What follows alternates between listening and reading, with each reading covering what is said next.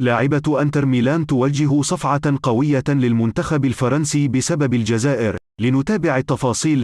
اختارت لاعبة أنتر ميلان الإيطالي الفرنسية صاحبة الأصول الجزائري غوتيا خرشوني تمثيل ألوان المنتخب الجزائري عوض منتخب الديكا. وأعلنت غوتيا خرشوني لاعبة الفريق النسائي لنادي أنتر ميلان الإيطالي اختيارها تمثيل المنتخب الجزائري على حساب فرنسا.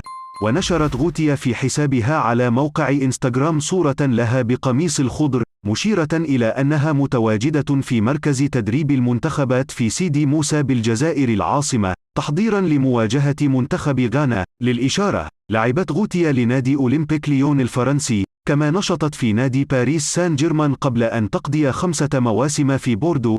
واختارت اللاعبة خوض تحد جديد الصيف الماضي، من خلال التوقيع لمدة عام في إنتر ميلان. وفازت لاعبة الوسط البالغة من العمر 26 عاما بثقة ناديها في إيطاليا، ومددت عقدها حتى عام 2023.